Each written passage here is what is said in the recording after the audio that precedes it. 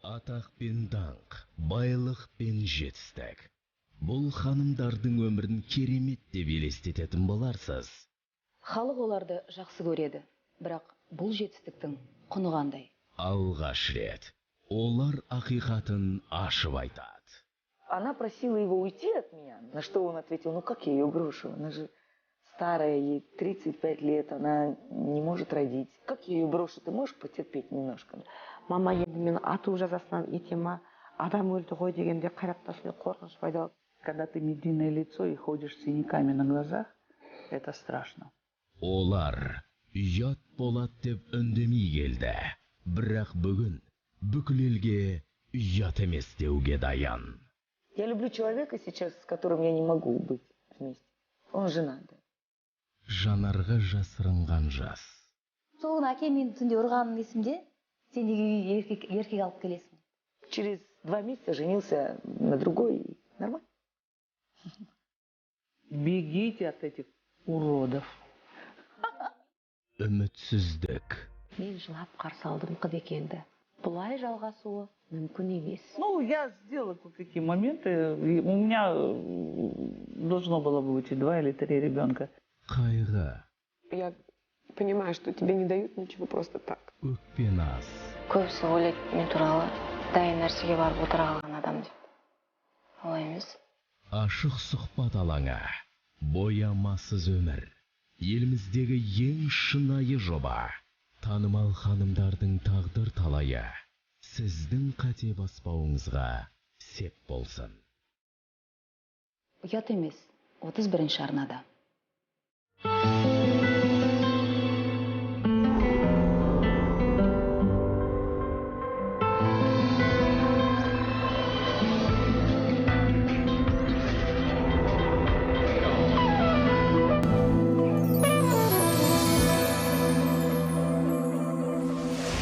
Бүгін бағдарламада алғаш рет актриса Күнсұлу Шаяхметова не себепті ашық аспан астында түнегенін айтады. Мені үйінен таңертең ит айтақтап қуып жерді да.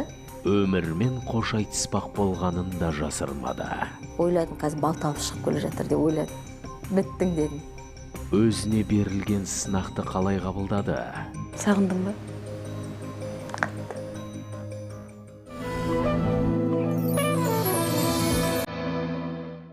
Сіз оны экраннан көрсеңіз, танымауыңыз мүмкін, бірақ дауысын бірден танисыз.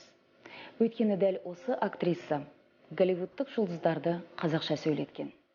Ол осы тақырыптар туралы айтқанда әдемі даусында діріл пайда болады.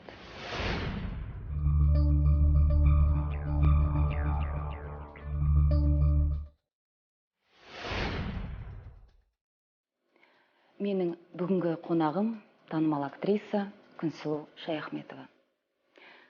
Сәлем, Күнсұлу, қош келдің. Сәлем. Әлде сәлем Моника Белуччи десем артық болмас. Жалпы менің арманым болатын танымал бір Голливуд жұлдызынан сұхбат алу.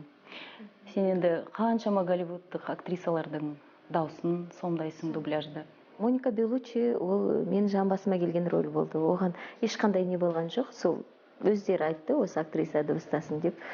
Ол жартақ сағатта дыбыстаған дүнием болды, бірақ экраннан көрген кезде өзім іштей қуанып, сөйтіп отырдым. Бірақ мен қатты өзім жұмысыма соншалықты масаттана беретін адам емеспін. Өспетті адам. Бір-екі сөзі сөйлемі есіңде ме, соны айтып берсең? Халық есіне түсірсін.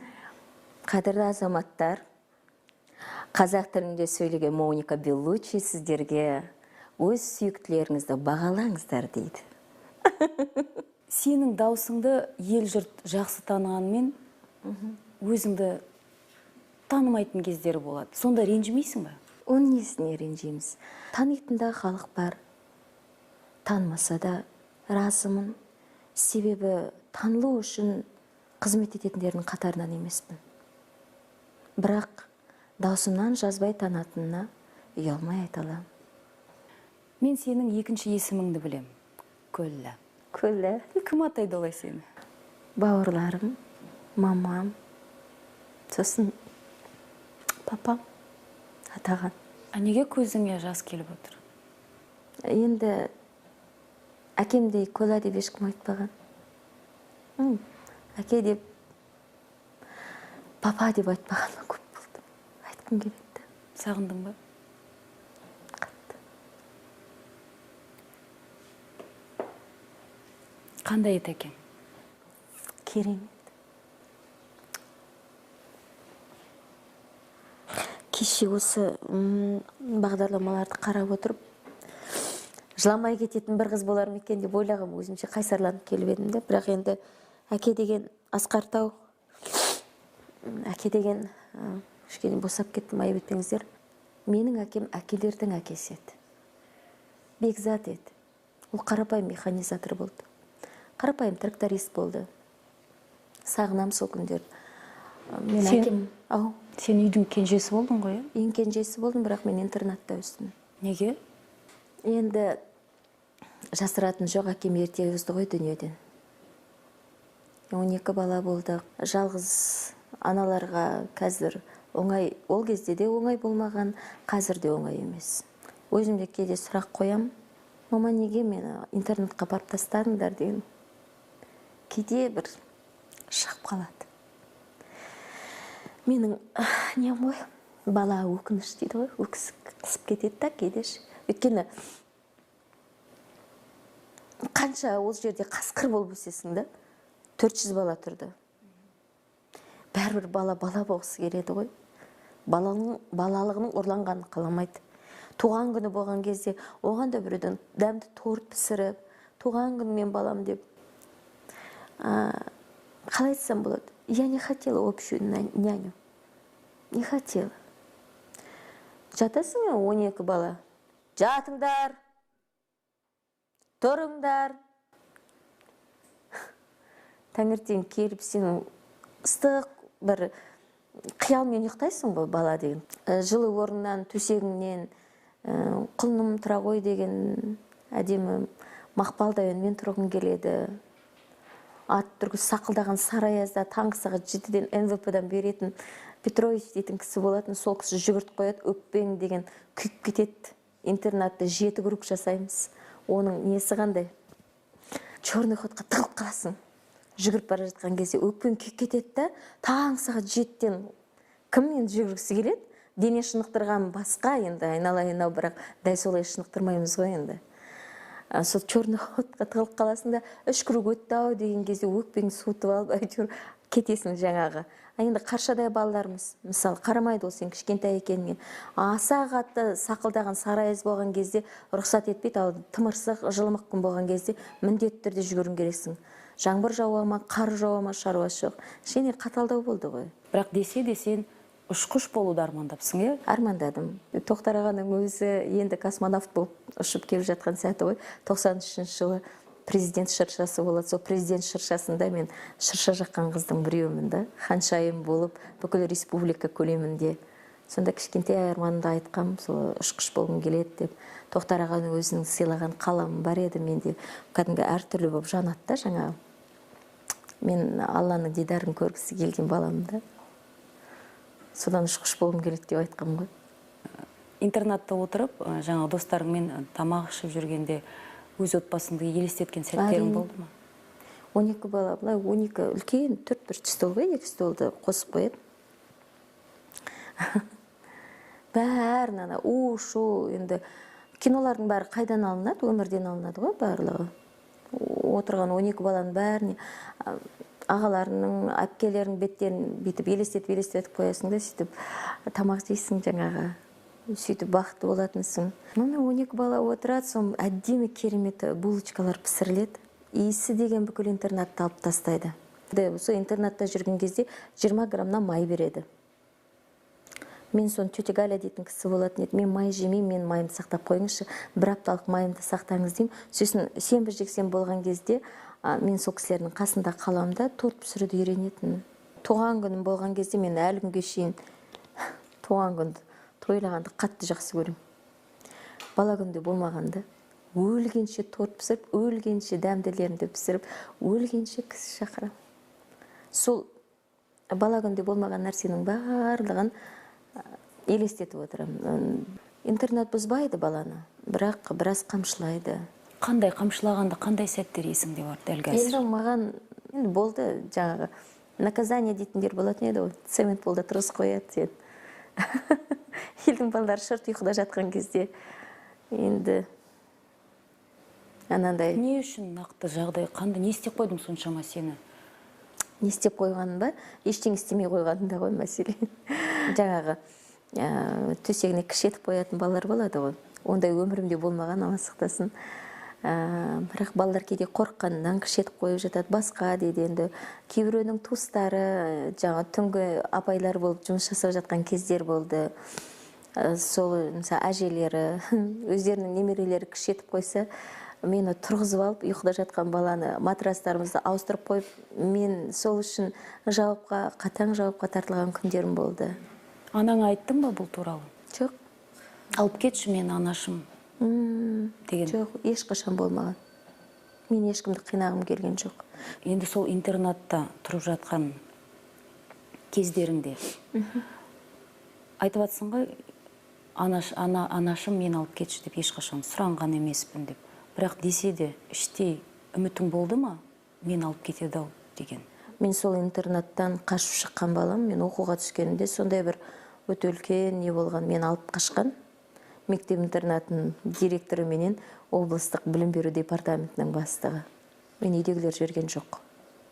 Мен көрдім, интернатта ыдыс жуып жатқан кезде, ол кезде кезекшілік дейтін болады, 400 балаң ыдысын жуасың. 11-ші сыныпты бітіріп тұрып, соң қолымда ал жақпышым бар. Лениншіл жас деген газет болды ол кезде. Сол жерде өнер академиясына қабылдануға құжаттарды қабылдайтын. 2-3 күн қалған кезде мен соң көзім шалып қалды да. Орысшанда қатырмаймыз. Директормен айттым. Үйдің іші жібермейтінін біліп отырмын ғой енді. Өнер десе, қазір мен бармас едім бұл жолға. Неліктен? 2 театрдан да қуылдым. Енді ғана өмір жолын бастап келе жатқан актрисаны кешіріп қойыңыз, сізде актрисалар толып жатыр. Актриса болатын бала емессің, есіктің артынан сау бол деп айтатын болса. Дегенмен сен қабылдандың ғой әуелі театрға? Қабылдандым. Енді өмірде әртүрлі жағдайлар болады. Ашық айтайын, маған ешкім әйел заты ретінде сөз айтқан емес, Аллаға шүкір деймін. Жаңағы болады ғой енді театрдың директорлары. Егер сондай оймен сұрап отырған болсаңыз, мен сізге ашық айтайын. Енді мен тым қатты талант дедім, сондықтан мен жұмыстан қуылдым деп айтсам, ол менің масаттанғандығым, мастанғандығым болады. Мен олай деп те айта алмаймын.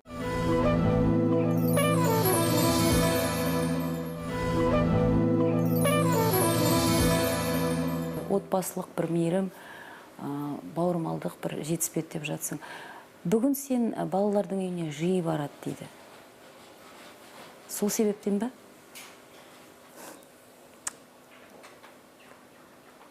Енді осы қозғалмай қойса екен деп едім.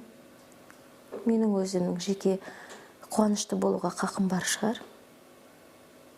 Мен өзімнің қуанышымды, бақытымды жария етіп былай. Балалар менің бар. Әзірге менің байлығым солар. Күнсұлу, біздің саған тосын сыйымыз бар. Қандай? Экранға назар аударайық.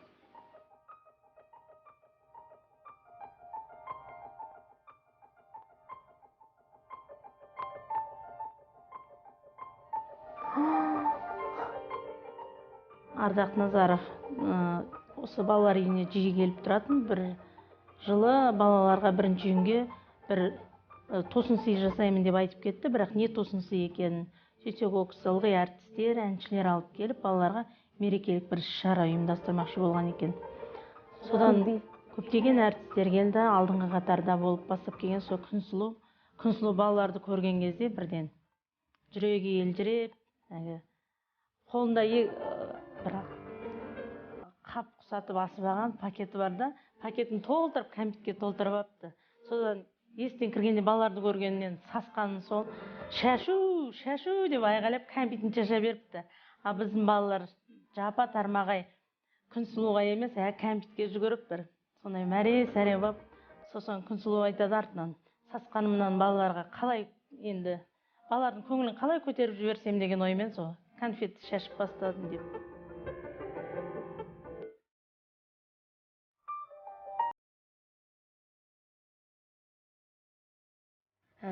Күнсұлу мамам мұнда келгенде, бұрында келген, біз кішкентай болған кезде, бірінші сыныпта оқымадық ол кезде. Сол кезде келді. Самат негізі маған қатты ұқсайды ғой. Интернатта бала кезімде тура Саматтайым болдым да. Сол кішкентай кезімізден бастап қазірге дейін келіп, жақсы адамдармен таныстырып, өзі де келіп бізге балалар қорғау күнінде сыйлықтар әкеліп, үйіне алып кетіп солай қуантып жатады. Үйіне барғанда мен көп зат жасауды үйрендім. Тамақ пісіруді, торт пісіруді үйрендім. Үйіне барғанда біз түрлі тамақтар жасаймыз. Содан кейін бізді парктерге апарады, театрға апарады, андай мәдениетпен таныстырады. Содан кейін әртістермен таныстырады. Менің балам киноларға түскен деп солай айтады. Бір рет үйіне барған кезде андай ұйқым андай келмей тұрғанда мен ұйықтатты, андай өлең айтып. Андай бағдарлама болған бұрында Ай жұлдыз деген. Сол жерде ведущий болған, сол жердегі өлеңді айтты. Бос уақыты болған кезде келіп тұрады. Ал енді келе алмай кеткен кездерде түнгі уақытқа қарамайды ғой Күнсұлудың бір қызығы. Түнде нешеде ұйықтап жатсың ба, ондайды ойламайды. Ей, жаным, Гүлеке, жұмыстасың ба деп сұрайды. Жұмыстамын десем, берші балаларыма спокойно ночи жасайын деп едім дейді ғой. Сөйтіп күлдіреді. Мен жанына жақын бір баланы алып, сөйлесіп, ей, жаным, жадырап қалды ғой, енді демалсам болады дейтіні бар бір. Күнсұлу мамама қарап, тақпақ шығаруды үйрендім. Содан кейін сол тақпақтарымды газет журналдарға берді. Содан кейін ақырындап кастингтерге апарып киноға түсірді. Содан кейін балалар үйінде андай бірінші рет концерт болған кезде ведущий болғам. Соны көрді, әйел бақыты деген концерт жүргіздім. Содан кейін Астанада. Осы былтырғы жылы Аня деген қызымызды тұрмысқа бердік. Тұрмысқа берген кезде жаңағы Күнсұлу құдағи болып барды біздермен бірге. Құдағи болып төрде отырып, өзінің құдағилық орнын көрсетіп, сосын жаңағы сөйлеп, тілек айтып жатқанда аналық, әпкелік, мейірімін көрсетіп, конвертін алып барса да конвертмен қоса, әй, мынау маз ғой деймін деп қолындағы кольцосын шешіп, Аняның қолына кигізіп, жаным осылай жарқырап жүрші деп. Бір талай адамның енді таң қалдырып кетті. Күнсұлу апай, мен ініме өте көп қамқорлық, мейірімділік төгедім. Мен оған ризамын, себебі ол Саматты көп жерлерге апарып, елге көрсетіп, Саматқа көп көмек береді. Үлкен болғанда Күнсұлу мамама машина алып берем. Содан кейін келіншегіммен таныстырам, балаларымен таныстырам. Айтам, Күнсұлу мамам мені концерттерге апарған, киноларға түсірген. Күнсұлу мамамның арқасында Самат болып жүрмін деп. Мен жұмыссыз қалдым. Жастар театрынан кеттім ғой енді. Біраз жатып қалдым, біраз депрессияға түстім. Бәрі тоқтады. Актриса неліктен көшеде қалды? Мені үйінен таңертең ит айтақтап қуып жіберді да. Не үшін өзін өлдіге санады? Я убийца деді.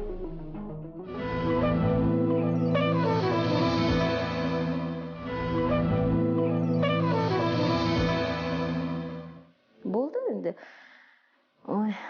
Жасырмай-ақ қой, мен пәтер ақымды төлей алмайтындай жағдайларым болды. Мен атым шығып қойған кезде сондай жағдайлар өтті. Бірақ мен ешкімге ештеңе білдіртпедім. Қазір енді айтуға болады да оның барлығын. Жұмыссыз қалған кезде, шын керек мен сізге айтайын, менің дымым болған жоқ. Балалар үйіне баратындай. Менде бар болған ұн болды. Ұным, жұмыртқам, қантым, майым дейді ғой. Мен соны қапшық қып қолына пісірген дүниелеріммен баратын. Пицца жақсы көреді балалар. Сосын қолдыкін, сосын бауырсақ кейде үлгермей жатасың ғой кейіннен енді. Ана жерде қазақ фильмінің несінде бауырсақты әдемі пісіретін, сосын халал дейді ғой. Мұсылман бауырым келіншегімен тұрып пісіреді. Соған айтам, бауырым, қазір көрсе мүмкін танитындар шығар. Маған бір 3-4 жәшік бауырсақ дайындай қойшы, үлгермей жатырмын деймін да. басқа заттарын көтеріп келгенше енді ыстық бауырсақ жей қойсыншы, өйткені өзім бауырсақ жегім келетін ғой интернатта. Өзім ана кешке қайырлы түн, қайырлы таң деген кезде өзім қалаған нәрсемді жасаймын да енді. Сон жаңа балалар деген біліп қояды, мама өзіңіз пісірген жоқсыз ғой деп естиді. Қайдан білесіңдер десем, сіздік өзіңіз сияқты пышный болады. Біліп қояды. Енді мен бауырсағым өзіме ұқсайды енді негізінде. Енді мен қазір тым қатты жиі барам деп айтсам артықтау болады. Бірақ балалардан үнемі телефонмен сөйлесіп отырамыз ғой. Маған ренжіп қалдыңдар ма, мен гастрольге барып келдім. Сосын бірақ қызық енді балалар деген. Мама ауырмаңыз, даусым қарлығып тұрса, сіздің наныңыз ғой, жұмысқа бара алмай қаласыз ғой деп өздері білет, балдың қайда тұрған, сүттің қайда тұрған, сол жерге қойып кеткем, соны кәнеке дейді, сартылдатыңызшы дейді. Телефон естиді. Кәне сартылдатын газға қойыңыз дейді. Мен естуім керек, ішіп атсыз ба, қазір ішпейсіз, жат қаласыз дейді. Мама, сіз ақша табуыңыз керексіз ғой деп. Сөйтіп айтады балалар енді. Ол қамқорлық қой, үлкен. Сен енді Саматты өзіңе ұқсатасың. Иә. Оны өзіңе алайыншы деген ойың болды ма? Балаларда отказник емес қой олар. Әкесі бар заңды түрде. Осы сұрақты көп қояды маған. Бірақ мен олардың өмір жолында өзімнің үлесімді қосатынына кәміл сенімдімін. Балалардың бәрі сені ана деп атайды екен. Өзімнің туған балаларым солай айтса екен деген арманың бар ма? Әрине. Ол арман емес, бүгінгі таңдағы менің мақсатым. Жоспарламаймын ештеңені өмірімде, өйткені бәрі Алланың қалауымен, Алланың бұйрығымен ғана болатын жақсы білем. Неге осы күнге шейін ана болмадың? Мен біріншіден әлі оң босағасында отырған қызбын. Мен тұрмыс құрмағам. Мен тұрмыс құрған деп естідім. Жоқ. Осы сөзді мен де Ақтөбе қаласына қайырымдылық бір концертпен барған кезде бір кісілер келіп, сіздің 3 балаңыз бар екен, күйеуіңіз сондай екен. Осылай айтып жатыр да енді. Аумин. Иә, аумин дедім, сөйтсе енді ел арасында айтатын көрінеді осылай деп. Жоқ, мен Алладан жасырмағанда адамнан жасырмаймын. Мен неге соншалықты мейірімді, сұлу, ерекше бір нәзік жанды, нағыз әйел қолынан қаншама тағам пісіру келеді. Неліктен жігіттер қайда қараған? Мен қайда қараған білмеймін. Мен бір рет тұрмыс құрғысы келетін адаммын. Мен ата-ене қарағым келеді. Мен өз әулетіме ырыс болып, береке болып барғым келеді. Әулетімнің менімен мақтанғанын қалаймын. Мен кәдімгідей ақ некесі қиылып, ақ батасы беріліп, ата-енемнің разылығын алып, ерімнің разылығын алғысы келетін әйелдің біреуімін. Жаңа айтып жатқан кезде енді күледі көбісі, күле берсін. Мен бәрібір ең бақытты әйелдің қатарынан болам. Мен бәрібір қалай болғанда да ерімнің разылығын алам. Мен бәрібір ең бақытты балалық шағы бар баланың еліне қызмет етер құрықты ұл мен қылықты қыздың анасы болам. Сеніңіз маған.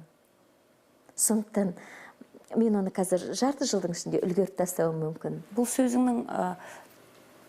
сөзің бос емес ау деймін. Өйткені мен мақсатты түрде соған келе жатырмын. Біреуің бар ғой.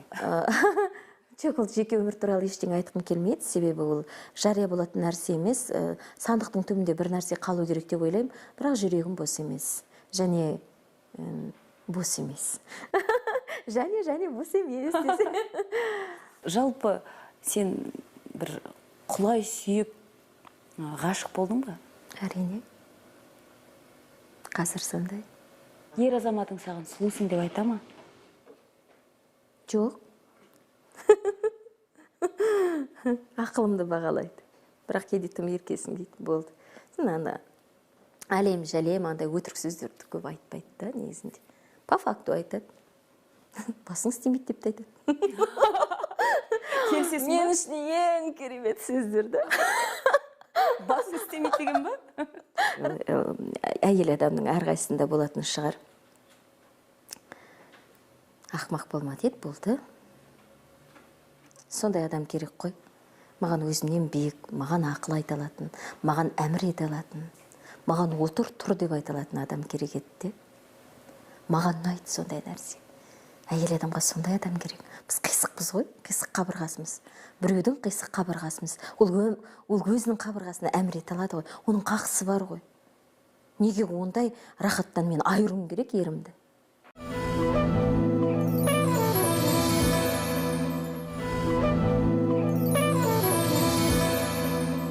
Біздің хабарымызда Инстаграмнан сұрақ деген.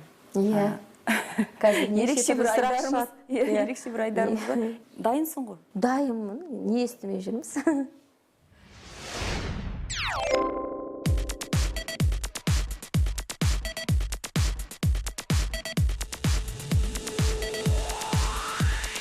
Бұл енді кәсібіңе байланысты сұрақ. Енді шетелдік фильмдер болатын болса, енді жаңа оны тез жасай, мен жалпы дубляж қатты жақсы көремін, және маған ешқашан қиын болмаған. Енді бір жарты күндік жұмыс үшін, бір күндік жұмыс үшін, $2000, $3000. Сондықтан енді жаман емес, Аллаға шүкір, берекесі бар. Келесі сұрақ.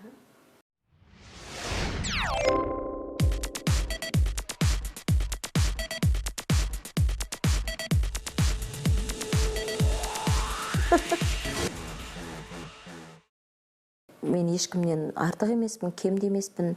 Тіпті қоғамдық көлігі менің Қазақстанның тәуелсіз мемлекеттің бір азаматшасы ретінде отыруға қақым бар деп ойлаймын. Тіпті сол көлікке отыратын менің билетке төлейтін ақшам болмаған.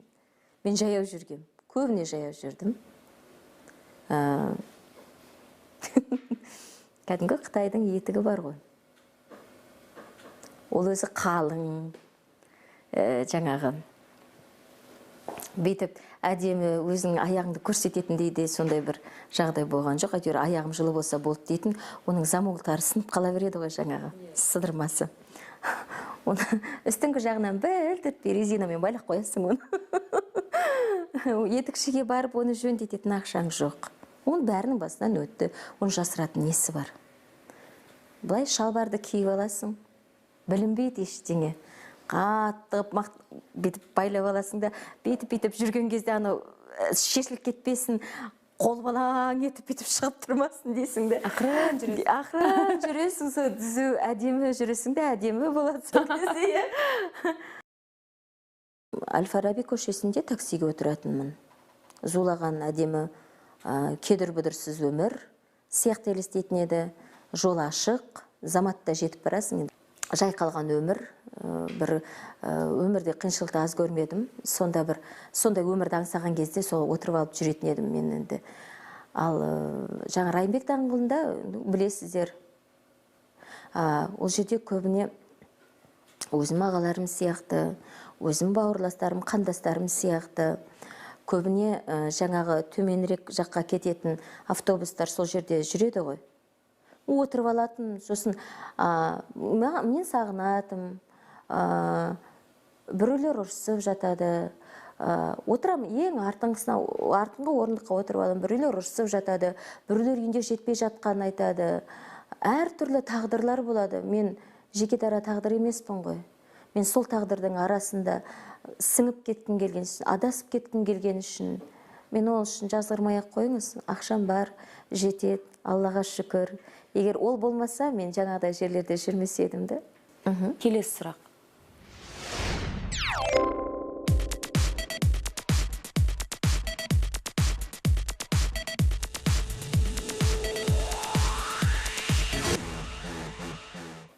Жалақым өте азғантай болды. 2,5 мың теңге болды. Мен орыс кемпірлердің үйінде бір жағы баптаушы, күтуші, бір жағы бір керуетін жалдап, сол еңбегімнің ақысына 2,5 мың теңгеге адам қалай күн көреді? Бір бөлменің өзі ол кезде 3,5-4 мың болатын. Теміржол вокзалы мост бар ғой әлгі. Содан екінші жартысына өткен кезде мен түнделетіп, жаяулатып, сол аудандарда мен көбірек пәтерлер жалдап тұрдым, орыс кемпірлерде. Жақсы көріп те кететін мені. Баласындай да көріп кететін кездер болды. Мені қуып жүрген күндер болды. Таң ата, бір кемпірдің қолында тұрдым, мамамның сармайын бермеген үшін ғана мені үйінен таңертең ит айтақтап қуып жерді да. Барар жер басар тауым жоқ. чемоданмен лақтырып анау бір адам жейтін овчаркаларын соңымнан жаңағы. Бірақ мен ол итке көп тамақ бердім да, ол мені қаппай қойды ғой. Ананы босатып, адам жейтін болатын, бірақ ол мені қаппады. Енді жек көретін сол шығар, енді мен сол теміржол вокзалында талай тағдырларды көрдім. Анау шықынған пойыздардың үні жанымды жегідей жеп жүретін, жарып жүретін ішімде. Көрінбейтін бомба жарылып жатады ғой. Сосын қоштасқанды жек көрем. Көбіне адамдар қоштасып жатады, жылап жатады жаңағы. Аса ұнатпаймын. Шығарып салған жаңағы сондайды аса жақтырмаймын негізінде. Жалпы қорқыныш сезімі саған таныс сезім ба? Мен кісі өлтіргіш адаммен Шымкенттен Алматыға шейін қатынаған күнім болды. Бір концерт өткізіп, екінші күні Алматыда концерт болатын болды да, түнделетіп мені салып жерді. Енді аттарын түстерін түстемей қойым, бірақ сөйтіп келе жаттық, бір салонда бір өзім келе жатырмын. Андай харчик дейді ғой. Жаңа түрік екен білмедім, басқа екен білмедім. Тау халқы, я. Сол тау халқы өтте томаға тұйық, қабағына қар жауып дейді ғой, сөйтіп келе жатыр. Терезе айнасынан қарап қоям. Енді кішкене нем бар, аға деп қоям жаңағы. Әйелдерге деген жек көрініш деген бетінде тұрды. Сосын келе жаттым, содан кейін Жамбыл не бітіп жақындаған уақытта ты меня не боишься дейді. А почему я должна вас бояться дедім? Я убийца деді. Сол бір түн Күнсұлуға неге қауіп төндірді? Ойладым, қазір балта алып шығып келе жатыр деп ойладым. Біттің дедім. Ол қалай қашып құтылды? Тек үнім шықпаса екен деп жатырмын. Ананың астында жылап жатырмын да.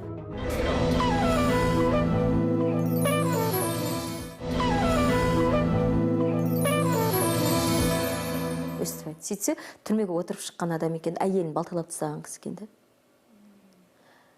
Это было ол ашыналық, зинақорлық жасаған күйеуінің көзінше. Балталап тастаған да. Менің басында жүрегім су ете түсті да. Ойладым, біттің дедім. Әйелдерді, әлемнің әйелін жек көріп тұрған адам болса, қазір маған ешкім көмектес, түн баласы, ай далада, не істеймін десе де өз еркіден иманым үйірілді, кәдімгідей ләйлах деп айта алмайсың да. Дайынмын, бірақ білдірмеуге тырысам да. Сосын мен білмеймін, мүмкін мен сондай қорғаным болған шығар, мен ол кісіні басқа адам екеніне сендіруім керек болды. Менің бір ғана құралым болды сол жерде. Не дедің? Сосын ол не үшін деп едім, айтып келе жатыр жолда. Сосын қорқадым мен деген, кәдімгі артқы орындықта отырмын ғой. Мына жерде мынандай кішкентай ғана орын болады ғой. Бүйтіп екі қолымды өстіп алдым да. Сосын а за что дедім осылайша? Наверное, была причина дедім. Сосын ана кісі менің қорқпай отқан бүйтіп бір қарады. Деді осылай. Сосын мне интересно дедім. Я же женщина же дедім. Я не хочу, чтобы со мной муж так же поступил. Я мусульманка дедім. Сосын жаңа тексерісі келді ме маған деген, жаңа Каримаға тілін келтірді. Мен айтып бердім жаңа. Енді жүрсің ғой сол жолда. Содан кейін сосын айтты осылай, зина туралы айта бастады. Осындай. Мен өте дұрыс істегенсіз дедім. Мен еркек болсам, мен таза солай істейтін едім. Осындай еркектер азайды дедім. Мен расында, мен сол сәтте қорқынышым бәрі жоқ болып кетті да. Сосын екеуміз сөйлесіп кеттік. Бірақ бәрібір томаға тұйық несі бар екен, бір асханадан тоқтадық, маған тамақ алып бер деді. Жолаушыны сіздің ас алып беру сіздің парызыңыз білесіз бе деді. Жақсы дедім, алып бердім, не қалайсыз деп. Сон тағы да кетіп бара жатырмыз, әлі де маған қатты сенбейді, әлі де не істемейді, мен демалсам бола ма дедім. Бәрібір әлі қорқынышым басым ғой, бәрібір де жаспын, қыз баласымын дегендей. Сосын кетіп бара жатқан кезде тоқтады. Жамбыл мен Шымкенттің ортасында тоқтады. Где мы дедім. Айтты. Тоқтады, багажнигіне барды ғой. Ойладым, қазір балта алып шығып келе жатыр деп ойладым. Біттің дедім. Бірақ ол кісі багажнигінен көрпе жастық алып келді. ұйықтай ғой деді. Поспи деді. Не бойся деді. Я тебя не трону деді. Я отсидел за содеянное деді. Я сделал то, что нужно было сделать деді. Я тебе не желаю этого деді. Спи деді. Қорықпа менен деді. Жатқызды, сосын ана қалың жүн не болады ғой, көрпе болады ғой. Соны былай жауып қойды. Болды ғой. Өстіп жатырмын, терлеп кеткем, тек үнім шықпаса екен деп жатырмын. Ананың астында жылап жатырмын да. Енді ойлаңыз, әрі қанша жол шақырым бар әлі. Жылап жатырмын, мен аман қалдым. Сол терлеп кеткем, ашпайым ғана көрпені ше. Ашпайым, ашсам тағы бір нәрсе болып қалатын сияқты қорқамда. Менің үлкен қорғаным сол көрпе болды, жүн көрпе болды. Сосын бүйтіп сығырайтып ашсам, ала көлеңкеленіп жаңағы таң атып қалған кез екен. Алтын Орданың біздің ұзын сонар несі бар емес пе, жаңағы пробка дейді, көлік тығыны дейді. Алтын Ордаға жете берген уақытта мен осы жерде тұрам дедім. Мен ана қаланың ар басында тұратын болсам да, сен өтірік айтып тұрсың дейді. Сен ішке алып барайын, мен сені вокзалға апарам. Жоқ, мен осы жерден түсуім керек. Мен қазір алып кетеді деп жаңағы өтірігімді сапырып тұр. Мен ана кезірек көліктен түсуім керек болып тұр да. Интуициям жақсы дейсің. Неліктен жалғыз өзің отырдың? Өйткені қалаға жетуім керек болды, басқа жететін көлік болмады. Мен солай отырып жет, енді ол кісілердің бір кемшілігі де сол болатын шығар. Енді Алла тағалаға бәріміз сенеміз ғой. Десе де нумерология деген ғылым бар. Сенбеймін ондайға. Бірақ дей тұрған мен қызық болсын, көрейік енді. Алда жоқта үйіп-төгіп бақыт ете салатын шығар. Наша героиня родилась 20 февраля, надо же, как интересная очень у нее дата. Вообще в этой нумерологии яркая линия у нее выходит и в жизненной программе, и в техническом раскладе. Это тысячные знаки, то есть люди, которым действительно среднего не дано, они амбициозны, они ставят себе цели, задачи, они с детства знают, что все, что они хотят добиться в жизни, они обязательно достигнут, и это должно быть лучше, чем у других. Она даже где-то на себя иногда примеряет, может быть, какие-то чужие образы, видит человека достойного, смотрит, какие-то лучшие вещи может перенимать. У нее есть такое хорошее качество, что она умеет видеть какие-то лучшие, достойные вещи, и где-то, может быть, их либо примерить, либо перенять, умеет брать пример сильных людей, и при этом сама по себе также очень сильна и такой лидер. Харизма в ней присутствует, у нее очень высокая линия обаяния, она умеет своим одним видом, от нее какое-то такое тепло идет, поскольку она очень обаятельная, внешне интересная должна быть. И единственный минус то, что она торопышка, она иногда быстро принимает какие-то решения и может ошибаться. Вот в этом ее ошибочное и не совсем сильное ее качество, поэтому к решениям подходить лучше обоснованно. Очень хорошие способности к ораторству. То есть такие люди, они прекрасно умеют разговаривать и общаться. Они хорошие рассказчики могут быть, они хорошие пародисты. Она даже какую-то обычную историю может рассказывать так интересно, что ее люди могут заслушаться. То есть в ней есть способность пересказывать, рассказывать. Она артистична, безусловно артистична, поэтому здесь, скорее всего, профессия связана с чистым творчеством и именно через умение общаться, либо разговаривать с людьми. Хороший коммуникатор. Есть такая склонность у нее к каким-то тратам, покупкам. Покупки делать осторожнее, поскольку она может иногда как-то вот потратить деньги на импульсе, на каком-то таком моментальном желании, а потом понимать, что, может быть, этого и не стоило делать, поскольку преждевременные были какие-то покупки, преждевременные решения. Подходить ко всему так вот обоснованно, более себя уметь останавливать. Сейчас год хороший, год на плюсе, все предложения надо принимать, но и также год очень хороший для изменений в жизни. Ал енді не дейсің? Қалай біліп қояды? Бізге келіп, сырыңды айтып, өз өмір баяныңмен бүкпесіз бөлісіп, жүрегіңді ашқаныңа көптен көп рахмет. Рахмет. Бір-бірімізге ашық болайық, өмірімізге ғашық болайық. Өйткені осылай өмір сүру менің ойымша ұят емес. Ертең көретіндеріңіз продюсер Жанна Абуова алғаш рет баласының әкесі кім екенін айтады. Получается, ты была тоқал, правильно? Да, получается так. Неліктен қыз келіншектерді екінші болуға көнбеген қалайды? Видимо, он очень знаменитый, раз ты так боишься о нем говорить. Очень известно. ашық әңгімеге не себепті келісті? Понимаете, после выхода этой программы какой шквал эмоций пойдет?